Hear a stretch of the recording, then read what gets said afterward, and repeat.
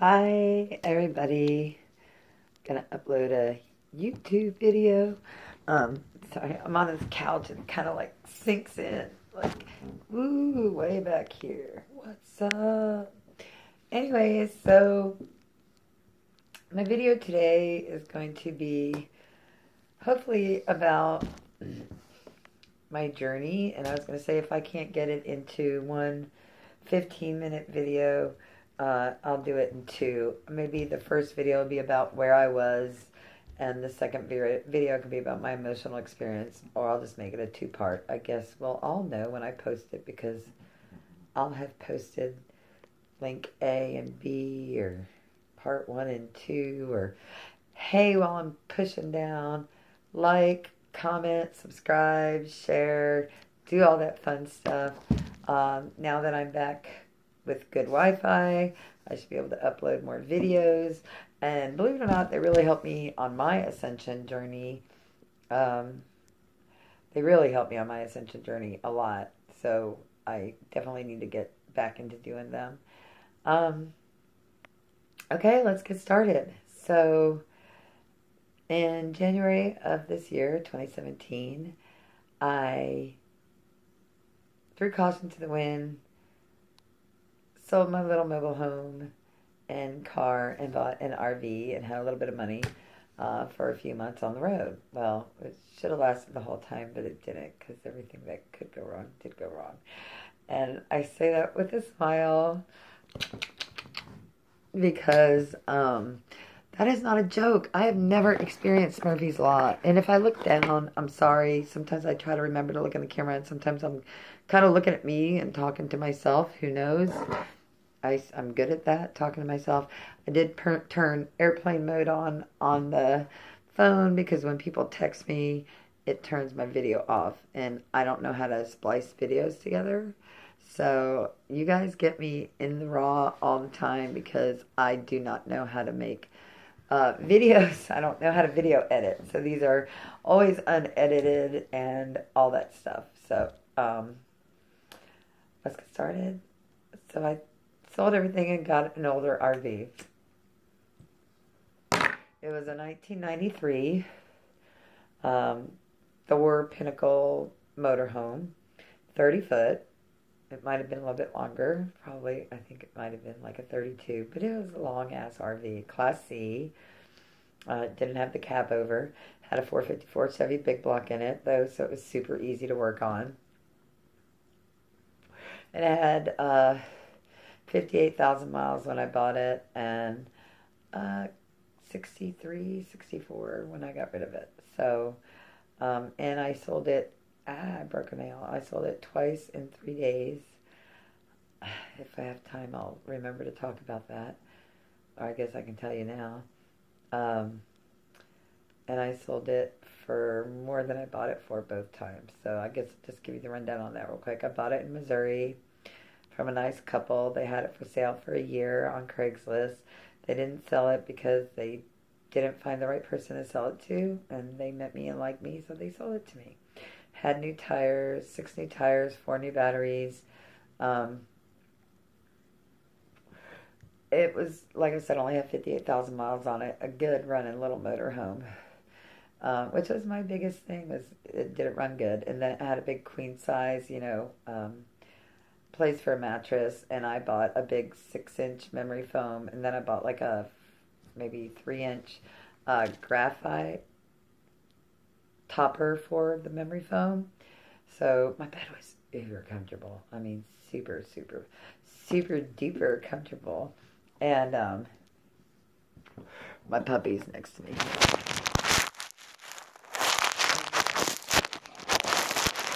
got that paper bag here.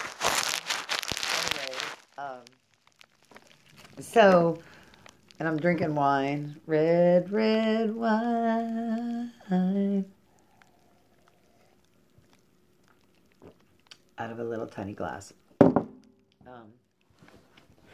Anyways, it was really great driving little motorhome, and it didn't have a radio in it. So I did drive across the country and back pretty much without a radio, and it gave me a lot of time to kind of meditate and be in my own space.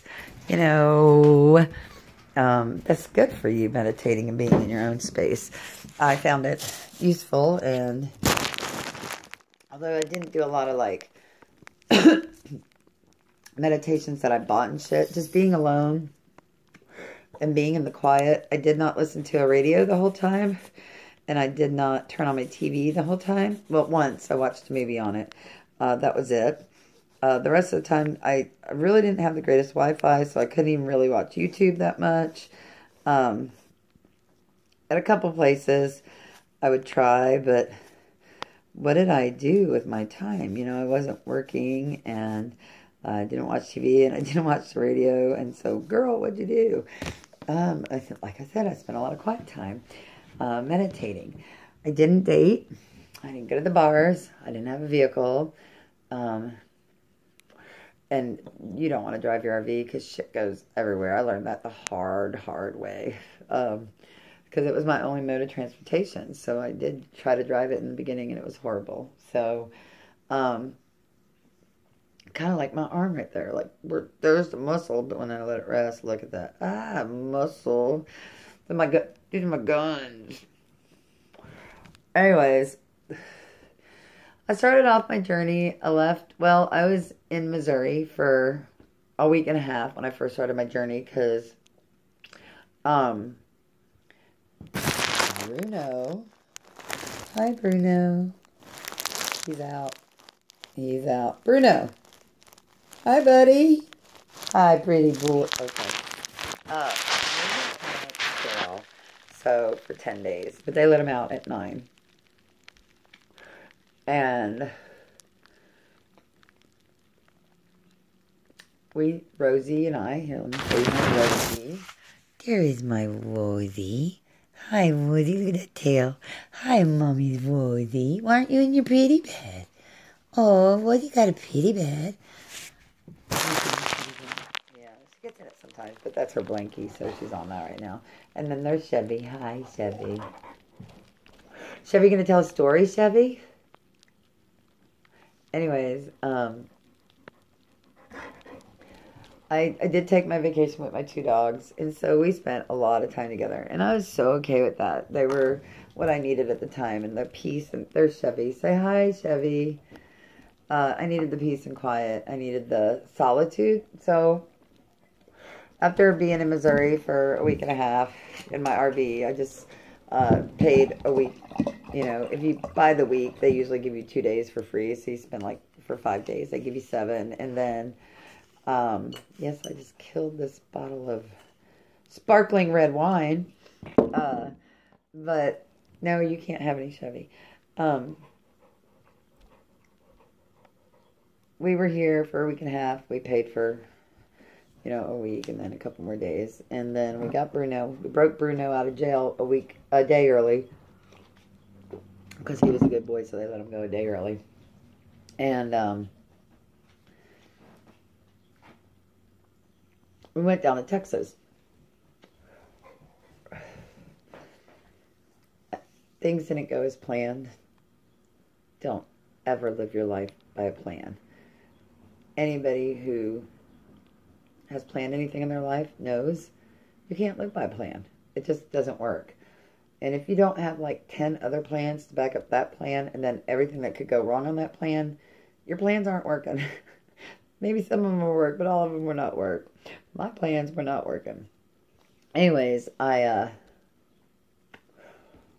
got to Texas. That was a fiasco. A nightmare, I guess I should say. And I went from there, and I wanted to take my dogs to the beach because they had never seen the beach. So I thought, well, I'll just stay in Galveston. I'll just buy a month and stay in Galveston while it's cold, you know. Plan B didn't work either. Plan C, here we come. So I'm calling every RV park down the coast of Texas because I wanted to be on the water. And I found the cutest, sweetest RV park in the middle of nowhere, Texas. I'm not even on my first spot, and I've already taken up 10 minutes. I stayed there at the beach, but I was right on the water. I was a street away from the beach, 2 houses. there was 3 houses in between my RV park and the beach. So you just walked across the street and there were 2 houses, 3 houses, and then there was the water. So we were pretty much on the ocean. It was pretty awesome. And I wound up staying there for 2 months just because I love the ocean. I have a gypsy heart first, gypsy soul, but I definitely have a mermaid soul in there somewhere. And a Jeep soul. So everybody's like, I can't believe you're building another Jeep. I'm like, me either, but here I am building another Jeep. So, I was on this remote island in the middle of nowhere, Texas. And I stayed there for 2 months, a little over 2 months. And left there. And you pay by the month, so it was only $4.50. That's cheap. That's just cheap rent, especially to live pretty much on the ocean. So on the shore, it was awesome. It was a lot of fun. It wasn't a lot of fun that everything that could go wrong with my RV did. So I had no water. I had no shower. I had no kitchen. I was eating all raw food, so it didn't really matter to me. I could tinkle, but that was it. And that was okay. I really, there was a shower house there, and we had laundromat and showers and bathrooms and all that good stuff. So it's not like I ever had to really wait to take a shower because there were a couple of them. And the park host and her husband were phenomenal. I met a bunch of good friends while I was there. My beach family.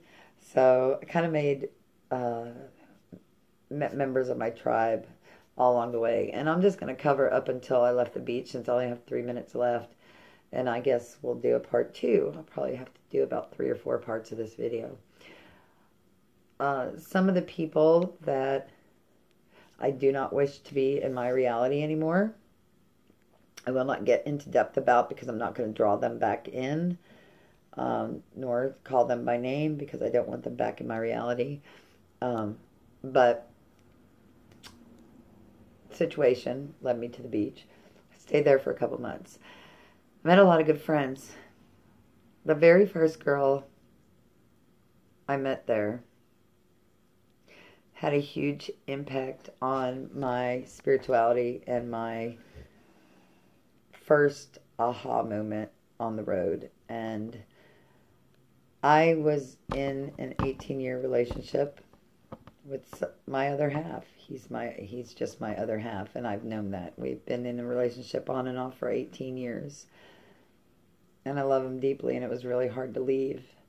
And it wasn't about another guy. It wasn't about dating. It wasn't about sex. It wasn't about partying. It was about me. It was about finding myself. That's what this whole journey was.